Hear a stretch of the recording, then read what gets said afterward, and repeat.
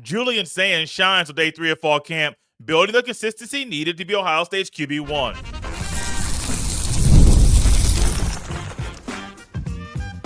You are Locked On Buckeyes, your daily podcast on the Ohio State Buckeyes. Part of the Locked On Podcast Network, your team every day.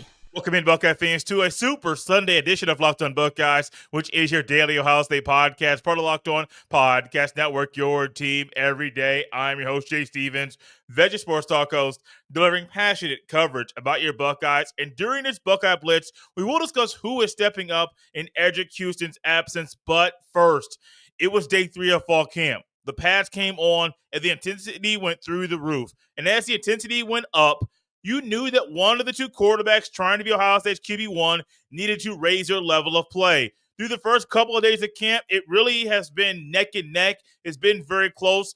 Kienholz was more efficient on day 1.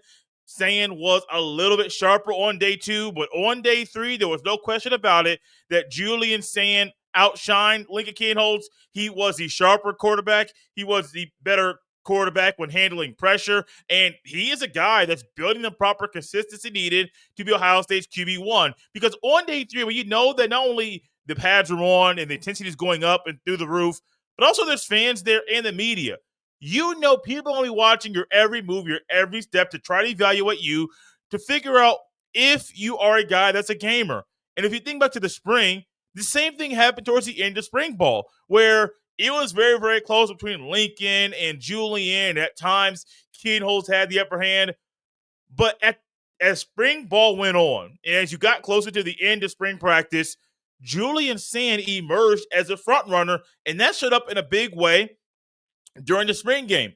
Well, during day 3 of fall camp, Julian Sayin's arm strength was on full display through a couple of deep balls to Jeremiah Smith. One of them was pretty well defended by Bryce West, but it's Jeremiah Smith. And if it's in his radius, which is a pretty large radius, he's going to get that ball. And there was one clip going around on the social media where Jeremiah Smith caught a ball that was pretty well defended. I mean, really well defended by Bryce West. But Jeremiah Smith found a way to get that ball in his hand and made a miraculous catch.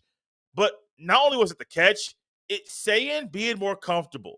It is Sayin being a gamer. Because sometimes some people need to be in the spotlight. They need to know that all eyes are on them, and they're going to go out there and raise their level of play. Now, over the next few days and next couple of weeks, as the intensity goes up and the doors are shut to the media and even fans to attend fall camp, it's going to be very, very interesting to hear how Ryan Day and the other players speak about these two quarterbacks. Are they saying things that are saying, yes, it's truly as close as Ryan Day has said it is? Or are they starting to use certain words and phrases to separate these two quarterbacks? They're going to do their best to not answer who the starting quarterback is going to be before Ryan Day answers it. But you can listen to the way people speak about certain individuals to try to figure out, is that a way for him to say that guy's the guy? Or is it a different way? I remember last year. I don't think it's going to happen this year. But I remember a year ago, Jeremiah Smith, this is probably less than a week before Ryan Day named Will Howard the starting quarterback. Jeremiah Smith referred to Will Howard as my quarterback. Now, it was an understood thing. It was expected for Will Howard to be the starting quarterback. But Ryan Day hadn't named it yet. And also, in spring ball, Will Howard had a lot of maturing to do as a quarterback, because being a quarterback at Ohio State isn't the same thing as it was over at K-State.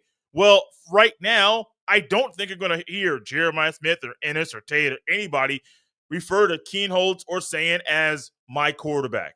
But what they can do is kind of describe the things they see in what we saw on Saturday, the final day of, day 3 of fall camp, was Sayin being the guy. Also, it helps when you're going in 11-11 and you're working behind your own offensive line, as where Kienholz, some of his struggles came when he was with the second unit behind the backup offensive line. And honestly, that's kind of expected. Not so much the struggles, but you're going to get more pressure at times because the backups aren't as good as the starters. That's why they are backups. But also mentally, you're not as comfortable behind the backup O-line versus the starting O-line. That's also an understood thing as well. going 11 on 11, going good on good, one versus ones, you're going to see who is made of the right kind of stuff. I believe both these quarterbacks are made of the right kind of stuff. But on day 3, it wasn't a question. There's no doubt about it.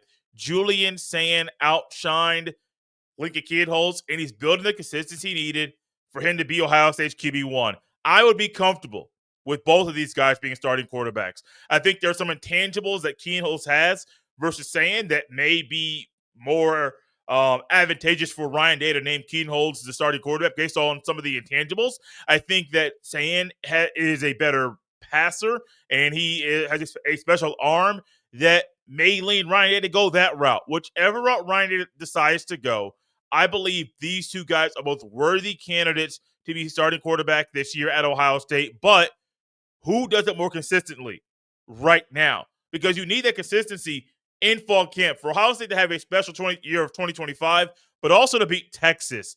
You can't just roll in week 1 and say, oh, we're going to roll in there and just lay down and let Texas do whatever they want to. No, you got to get ready up to speed very, very quickly, which is going to be fun to hear what is said about Kienholz and Sayin up until Ryan Day announces who's going to be the starting quarterback. It's also going to be interesting to hear how players speak about the defensive ends as well, because this unit doesn't have any starts under their belt, but they're showing what they can be on the field during fall camp.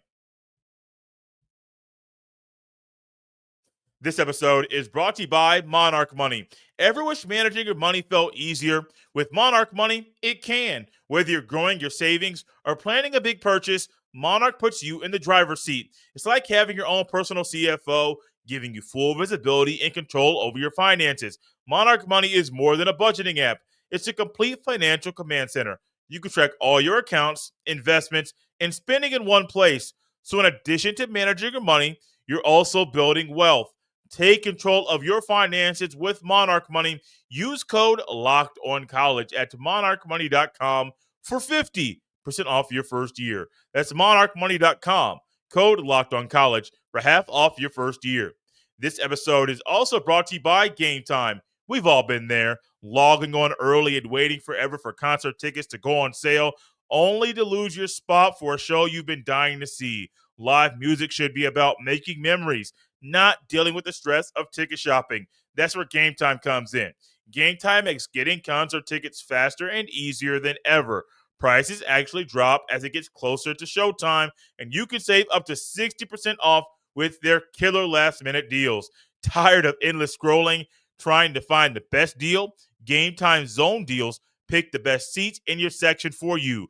Worried about what happens if plans change? The Gametime Guarantee has your back with cancellation protection and more. Take the guesswork out of buying concert and show tickets with Gametime. Download the Gametime app, create an account, and use code LOCKEDONCollege for $20 off your first purchase. Terms apply again. Create an account and redeem code LOCKEDONCOLLEGE for $20 off. Download Gametime today. Last minute tickets, lowest price guaranteed. Thank you all for tapping Locked on Buckeyes and making this Super Sunday episode a part of your day. Remember, we told y'all we're doing some special stuff this year during fall camp, which just means there are going to be some weekend shows for you to enjoy. Make sure you subscribe to Locked on Buckeyes on YouTube or Apple or Spotify or wherever you get your fine podcasts, and turn the notifications on so you get alerted every time a new show goes live. Speaking of going live, the pads went on, baby, and you have to see the intensity go up. Y'all know how I feel about one-on-ones between the O-line or D-line, but when they ain't got pads on. But you don't have to worry about that on day 3 of camp because the pads went on and them boys were hitting. But also, when the pads go on, you're trying to see who separates themselves. I mean, similar to Sayin and Kienholz on day 3, where Sayin had the upper hand.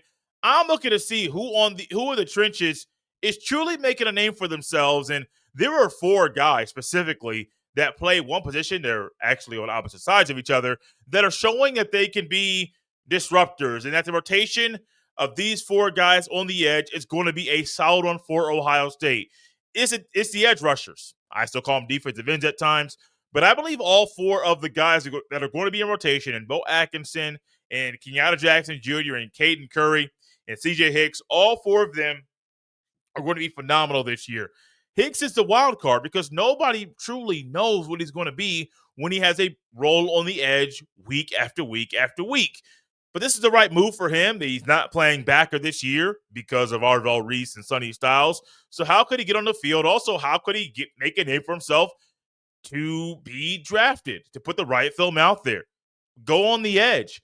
And he is one that is maybe has the most to prove, which he does, but also I believe he's going to be a phenomenal piece. And going up against guys like Ethan Ananwa, when Hicks blew by him, thinking, oh man, he's going to get the crowd to ooh and ah and clap, but he's also going to get the coaches to rant and rave and say, oh, we got to find more ways to get that young man to get on the field consistently. Caden Curry had a strong day with the pass rush, and he's kind of a Swiss Army knife. I understand there have been people that have said, hey, maybe he could play inside a little bit. I think Curry's best position this year with Ohio State is on the edge. Even when he was coming out of high school, I didn't really understand it then. People thought, oh, maybe he'll buff up to be a three technique. Yes, he played really well as a three technique in high school. I never saw with my own eyes, and I watched him play, him being a phenomenal three tech, gaining around 30 to 40 pounds to do that.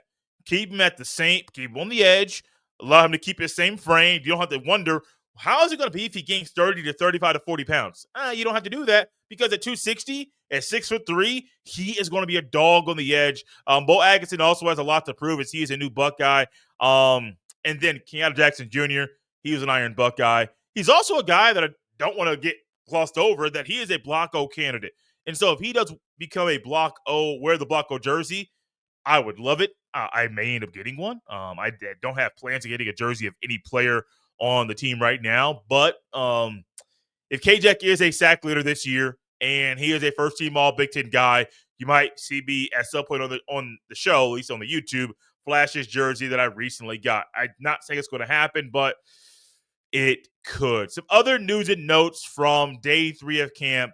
Tyrone Malone Jr. and Jason Moore rotate in place of Edric Houston in Houston's absence. He is still out of practice. It's not considered serious.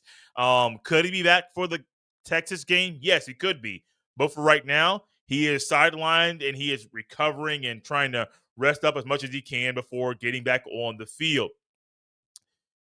7 players, we do this all the time, 7 players rotated at punt return. They are the following. A lot of the guys we've talked about already. There's a couple new guys here as well. Bryson Rogers, Caleb Downs, Carnell Tate, Brandon Ennis, Turbo Rogers, and Mylan Graham.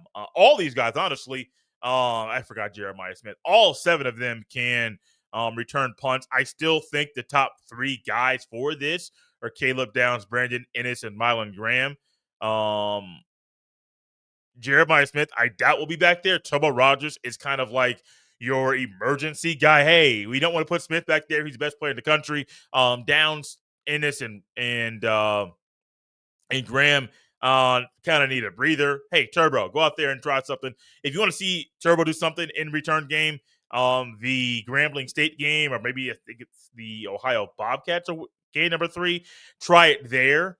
But I really wouldn't think anything else. Peyton Pierce saw regular time with the first-team defense, rotating with Sonny Styles and Arvell Reese. It's one thing I love when Ohio State goes ones versus ones and the media can watch. You can see what linebackers are rotating in with the ones, knowing Ohio State runs a 4-2-5, that you can get to see, oh, okay, like he's number 3 in the rotation, number 3 linebacker in the room because of with the ones, he is rotating with these guys. Last but not least, I hate ending with negative news, but I definitely want to throw this in here before we close up shop. There were some more players that were limited in practice on Saturday and did not participate in team drills.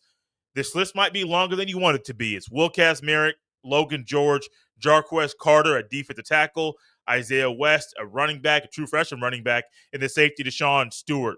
Kazmarek has been battling injuries since he got to Ohio State a year and a half ago, maybe 2 years ago now. So that one's shocking. I don't think he played in the spring game. Get healthy, man. Get healthy. I believe Kazmarek can be a phenomenal piece for Ohio State this year as a backup tight end, but he has to be healthy. Thank you all for tapping Locked On Buckeyes and making this show your first listen of the day. For your second listen, check out Locked On College Football, because my guy Spencer McLaughlin is going to get you up to date with everything going on in and around the fun, wonderful world of college football, especially with things with the College Sports Coalition, CSC. Hope I said that correctly. It's new. And NIL and all the rev share. He's going to get you up to date with everything going on, so you know what's going on in college football around the country, and to prepare you for what should be a very special 2025 college football season. You can find Locked On College Football and Locked On Buckeyes on the YouTube or wherever you listen to podcasts. You can follow me on any social media platform or jstevens07. Send every email to jstevens317@gmail.com. This has been Locked On Buckeyes on a Super Sunday. We'll see you next time.